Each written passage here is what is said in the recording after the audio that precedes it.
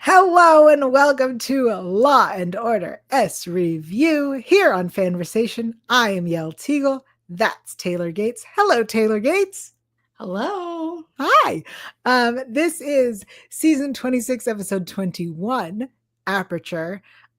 Before we jump into it, you're probably wondering, what are we doing episode 21? Well, that's the episode that aired, and we'll go back and do the one we missed sometime this week, and then next week is the finale. If you are in a situation where you need help, please reach out to RAINN. Their number is 1-800-656-4673. 1-800-656-4673. Taylor, what does that spell? It spells hope. It does spell hope. So please reach out to RAINN. This is our most serious moment of this episode. So if you need help, reach out. There is help. There is hope. If this is your first time watching our show, welcome. If it's your first time listening, did you know that you can watch us too? Okay. Sometimes the show talks about serious issues. And when the show gets really dark, we make light. And consider this your content warning because I'm going to say some shit as we do. Taylor, this is season 26, episode 21, Aperture. Here is the quick cap. When an assault at gunpoint is witnessed through a neighboring window, the squad scrambles to locate the victim to confirm she's safe. A threat to extort the victim's family leads to a shocking suspect. What did you think of this episode? I had fun. I was invested the whole time. Lots of twists and turns. Didn't really ever predict what was happening. I mean, I got suspicious, like halfway through or so, but I thought this was wild, and we had some really fun quotes with the friend who recorded it and stole the credit card, which we'll get to, I'm sure. But I thought this one was like a classic SVU wild time, with a twist that made a lot of sense at the end, but I had fun getting there. Okay, awesome. I loved this episode, and here's why. For those who don't know, I've recently become obsessed with romance novels. So I predicted at the beginning of this so quickly that either the stepbrother orchestrated the whole thing or that the stepbrother was the one who raped her on behalf of the guy holding the gun. The fact that I was so right was wild because I do not expect to be right. I say a lot of crazy shit and never expect to be correct. So this made so much sense. This is going to sound awful. I've read a lot of books that have very similar premises, but in the end, she falls in love with the brother for his behavior. Yep. Sure. The face you're making is the correct face to be making. It's not my cup of tea, but it's not mine either. But still, I've read a lot of it. You've read multiple of them? Oh, a lot. Why? I read a lot of shit that's not my cup of tea. It's fascinating. So that I can come to this show and teach us all about a lot of crazy shit. Okay. I really enjoyed this episode. And honestly, Jaden Thomas is the MVP character, the greatest thing ever. Let's start with actor shoutouts because that really was a scene-stealing moment. Jaden Thomas was played by Mickey Nixon. Amazing performance, hilarious. I sat there watching him steal the credit cards, and all I could think was, you're doing this at work? You're doing this at work where you know a camera is. And I was like, oh no, he's stupid. And then he comes in and he goes, I'm actually brilliant. Yeah, he was great. He was so good.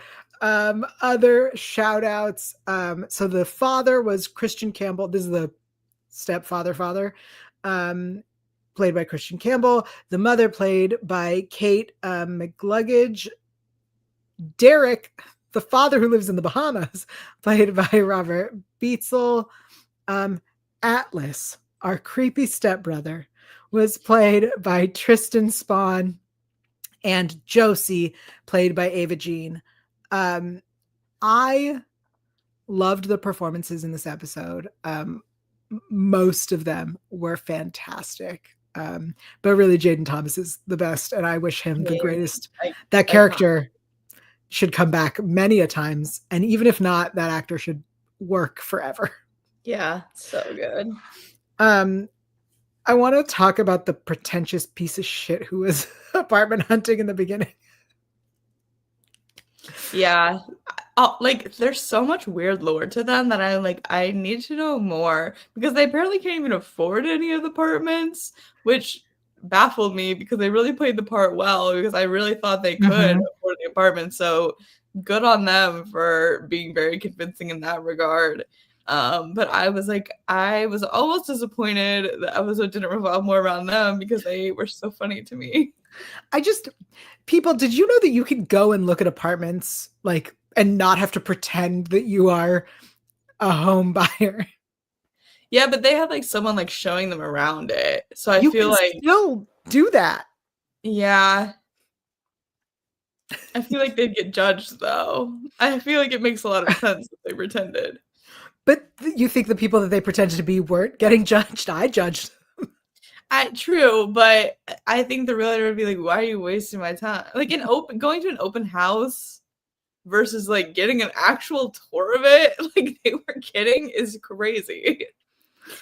Fine. I just sometimes open houses are not open and they're appointment based, and I think that you should be allowed to do that whether you are going to buy it or not. And I do understand that you're wasting the realtor's time, but maybe you'll remember how great the realtor was and work with them again in the future. Yeah. Real estate is a networking job, and so you will have to deal with people who are not actually buying. 100%. Sorry, weird. I used to work in real estate. Yeah, you did. You loved it. I hated it. It's one of the worst industries I've ever been a part of.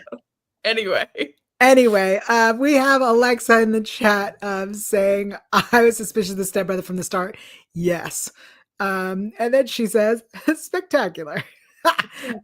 Danny is also joining us. Danny Thomas, you missed us. We missed you. We're happy you're here. Thank you for joining us.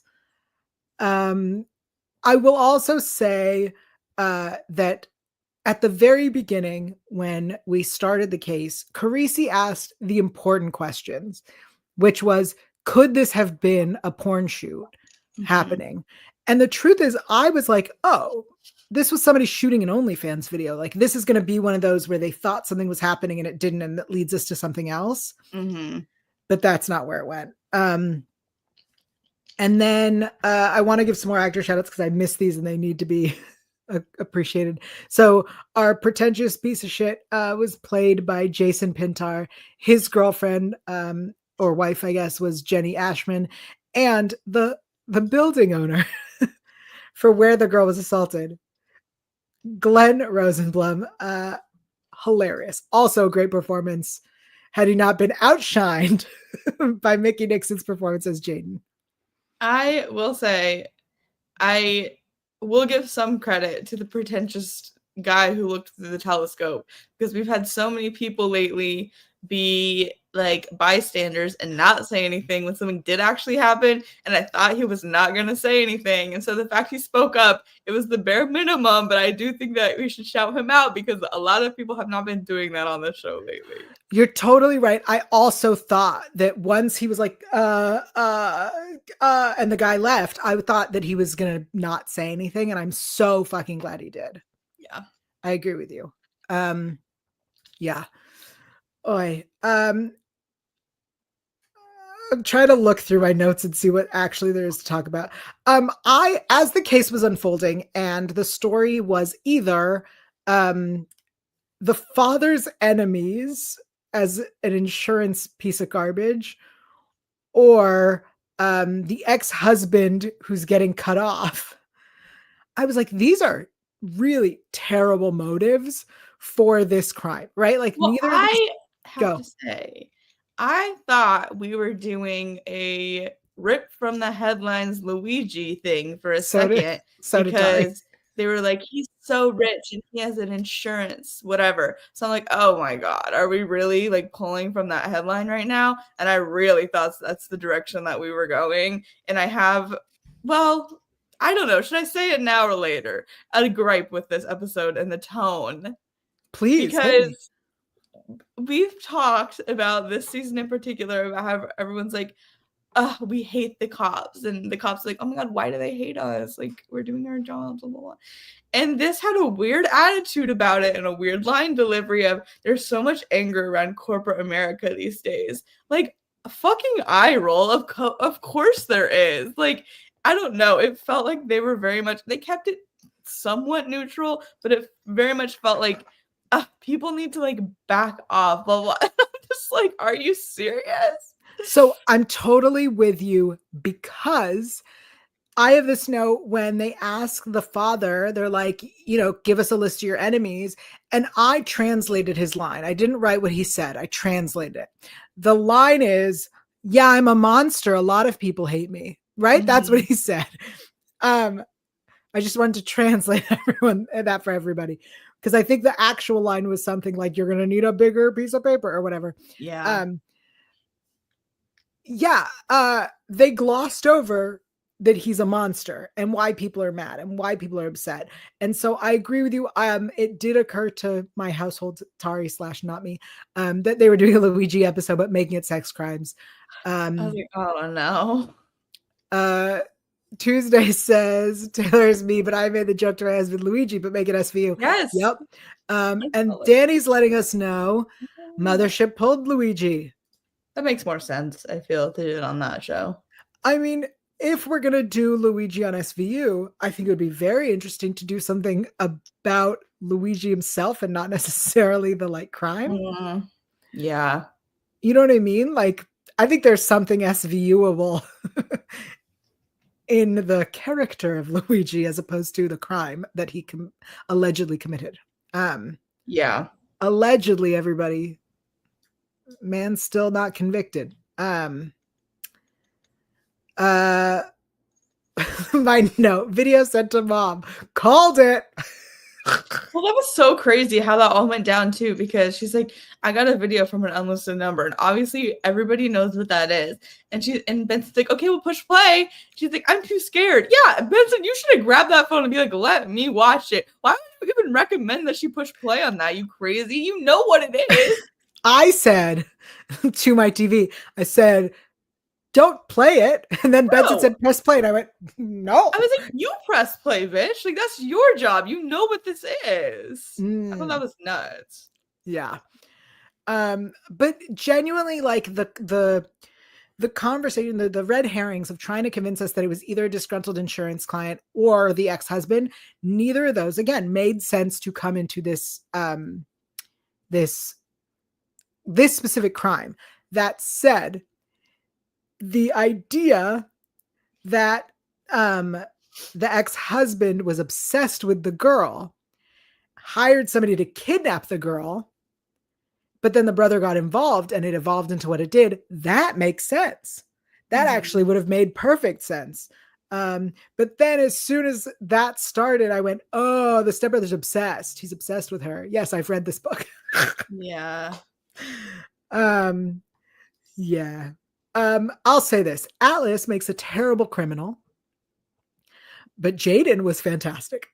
Even with his very poorly stealing of credit cards. Everything else was great.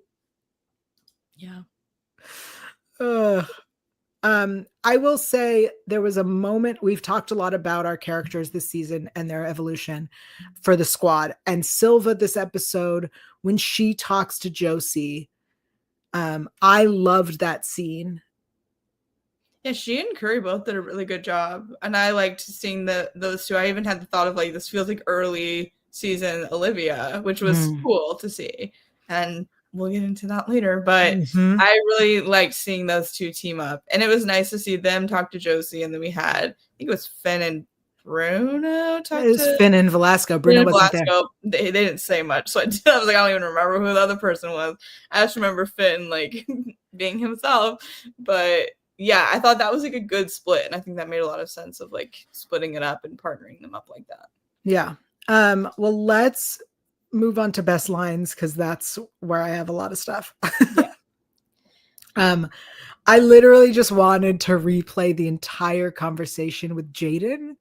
Yeah, I have a lot of those. Yeah. I will say, so one of my best lines was, this all started because he was simping for his own stepsister.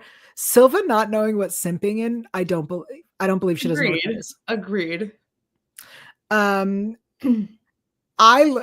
guess I'll save that for what I learned. So I'm just gonna hold on to that quote and move that down on my notes. Sorry about that. Why would he want to film it? Why do you think? I assume to watch later. That delivery killed me. I assumed to watch later. Yeah. And this is, I think, one of my favorite lines. I'm not about to do hard time because I'm poor, and Richie Rich wanted to get all sugar fap with his sister. Yep. Bring back sugar fap. I loved that little name drop. I was like, yes. Yeah, which plays into a whole other conversation that can be had about step siblings and porn, but we'll not talk about that. Taylor, what lines you got? Yeah, I had those, and I had some additional ones. Criminals tend to be lazy. I don't know that that's necessarily always true, but interesting generalization. I'm the real victim. You guys ripped out $50,000 in plumbing. So true. He is the real victim. We got our whole squad on Rainbow Six. Like, I just love it when they throw out something that, like, does not exist, and people are like, what the hell is that? Rainbow Six does exist. Wait, really? I've never heard of Rainbow Six. We'll get to that. Got our whole squad on Rainbow Six. You were always talking about how incandescent Josie was. Who says that? Who just, like, calls a person incandescent more than once? I thought that was a really interesting choice. And then finally, I just wanted to write this down because I wanted to brag that I knew exactly what the response of this line was going to be when he goes, will I ever get to hear her voice again? I literally said, she's going to say, you will in court. And then she literally said, you will in court. And I was like, wow, I should be able to write for this show because I knew that was coming so obviously. So Tari said the exact same thing. Not just the quote, but then also said, I could write for this show. Yeah. Tari, we need to be a writing team, bestie. But I will say to you what I said to him. Sure, you could write for the worst season they've had. Yeah. I would actually not agree that this is the worst season. That's true. That is true. They've, like, what was it, like 17 or 18? That was bleak times. You mean the season with Send in the Clowns where that was the only good episode of the season? Yeah, I remember that one was just going with Gone Fishing, and I remember viscerally hating Gone Fishing. I agree. This is not the worst season. It's not the worst. No, because this was a good also, episode too. Like, dare I say, not even a bad line. It's just like a very classic SVU line. In court, and it's like dramatic, like then you flash to executive producer Dick Wolf. But I actually don't think it was at the very end, but it would have been a good, like, then flash to executive producer Dick Wolf. I agree. It's like the what episode am I thinking of? Doesn't matter. Moving on. We have real news, show news, not real news, show news. For those who haven't seen the news, after giving them each episodes to get us to like them, Silva and Velasco are leaving for next season. Yes, we have officially been renewed, which we kind of knew when they announced a new showrunner, but then it got renewed. Not the order things work, but fine. Silva and Velasco are not staying. Taylor, thoughts? Like, I don't know. Here's the thing. I appreciated Velasco's character for what he was this season. I didn't find him particularly enjoyable to watch ever. I just think he wasn't given that much like quote unquote fun material to work with ever. Mm-hmm. Or like, I don't know. It was hard to get on board for him, for me, and I feel like he's had a couple of seasons to like wow us, and the writers just haven't given him much to do that, even with his solo episode that I think was nice to get to know him, but again, it's not like a standout for me. As far as Silva goes, I really have been liking her, And I think this is such an annoying pattern of particularly not keeping young women around. It's so frustrating. And I always I'm like, okay, like I'm warming up to them. And I really warmed up to her. And of course she's gone now. And I knew that was going to happen, but it really pisses me off. And it doesn't make sense. Like, why are we going to invest? Every time I say I'm not going to invest, and then I do. And then they just do this to me. I agree with you. I think it would be really nice. It's never going to happen, but it'd be really nice if Kat came back. Yeah. Kat, Muncie, and Silva, like, just give them a little spin-off Avengers style show. Like, I would love them working together. If Curry gets to do more, right? If Curry gets to like really be part of the team, as opposed to feel like she kind of is an add-on, then I would love that. Also, like this episode, she knew the video game, probably because of her kid, I think was the assumption. Let us see more of her family. Let us see more of her if you want. Let her be a character, especially if you're going to get rid of Silva and Velasco. My big fear is we come back to no Silva, no Velasco, no Curry. And then we've got Bruno and Finn. Look, I love Bruno and Finn, but you got to give me more people. You got to show me a squad that looks like New York.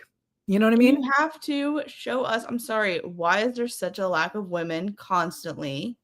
And why are we not allowed to have any younger women, which I think adds such an interesting energy every single time. And then they don't care and don't do anything with that. But like we said, like, we really liked watching Silva interact with the victim because it felt very old school Olivia. And it's an interesting thing to have that generational divide. And I think there's so much opportunity and we just don't ever play into it. Woo, bless you. I'm getting fired up. Alexa in the chat says, what's the point of bringing new characters? I agree with you. I think it feels like they keep trying something, but they're not trying anything new. They're trying the same thing over and over and just putting a different skin on it. And that's not working.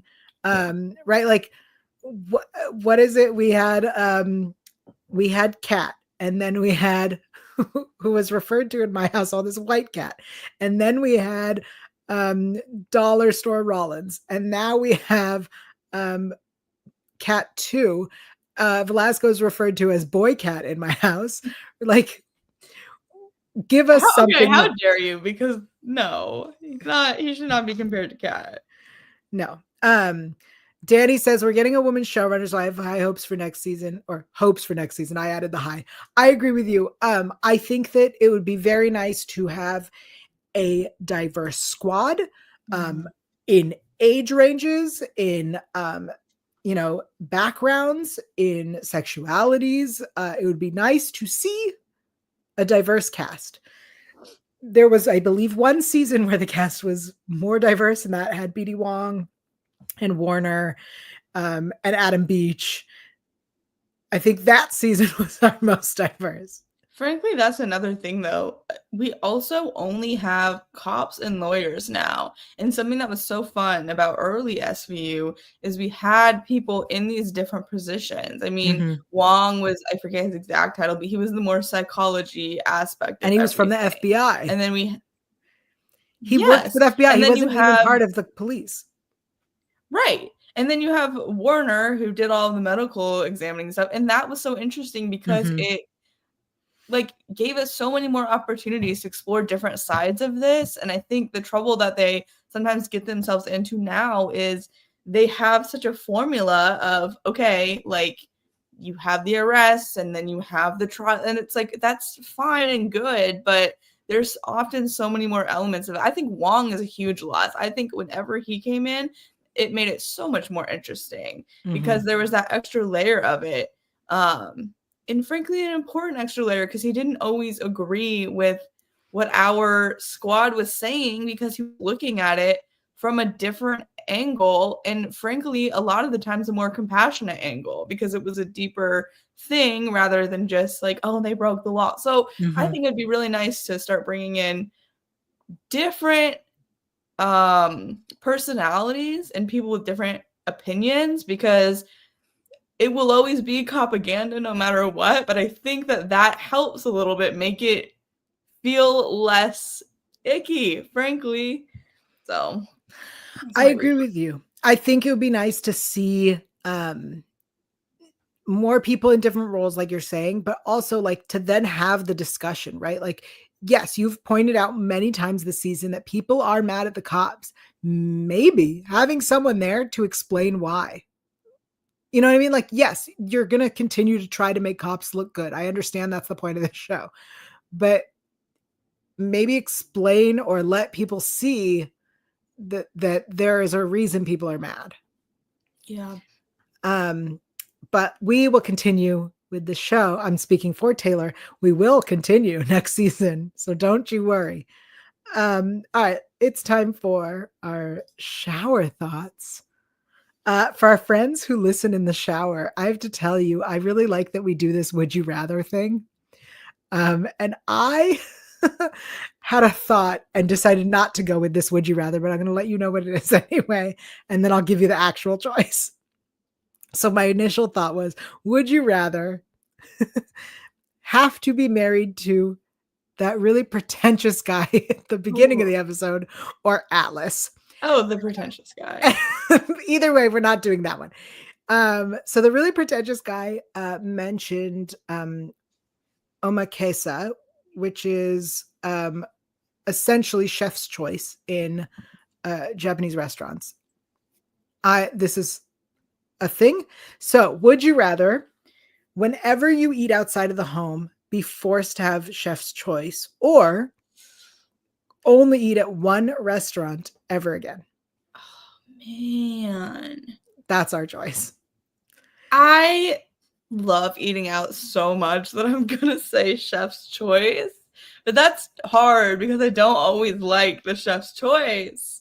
I think I'll go with that though, and pray that some of the restaurants are too lowbrow to have that. Like a Burger King's not gonna have chef's choice. It is. That's the thing. You're never gonna get to choose what you want again. God, I still go with that. I thought about it and I went, well, if the one restaurant I ever ate at again was a buffet, then like that solves that problem. Yeah, but I'm thinking logistically, like if I'm not in the state, if you know what I mean, like my social options are so limited by that, which is I think what is concerning to me, because I like going out with everybody, and if I couldn't go with them, I'd be so upset. That's true. Things for me. I agree with you. I love to try new things. I'm an adventurous eater. I will always, unless I physically can't eat it for whatever reason, I will always try something new. Some of my favorite foods are things that I love to eat, don't know what they are, and I don't want to know. Alexa in the chat agrees, chef's choice. So if you're in the shower, I hope you're thinking about food right now and our podcast.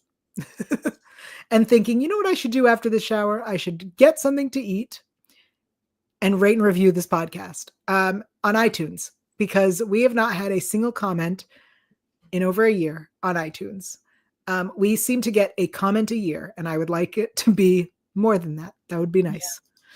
Yeah. So if you like us, 5 stars. If you don't, 4 stars. Leave a comment with complaints or suggestions, or what you love, or your answer to our would you rathers. Yeah, true.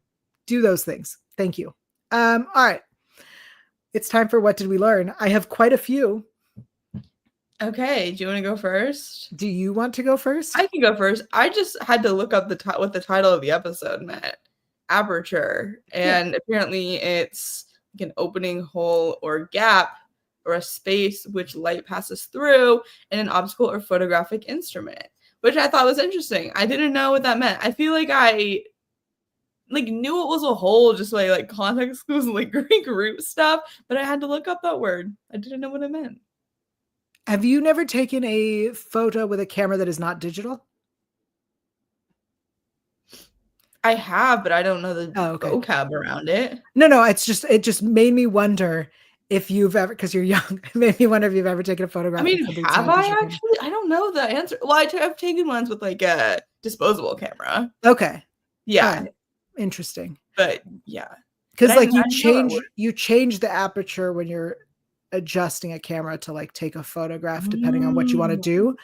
And I guess because I was raised in a house with film cameras, yeah, no, I literally couldn't remember the word for what the cameras were called before they were digital.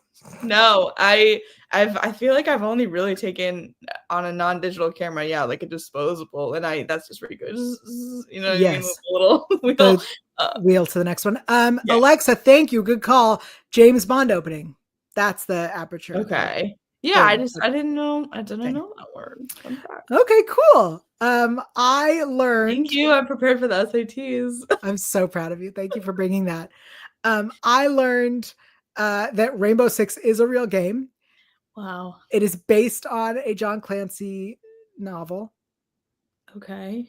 I was picturing something very different when I Googled Rainbow Six. Do you know what I was picturing? Was Rainbow Road. Yes, same. Okay, good. I was like, are they on Mario Kart? Like, okay.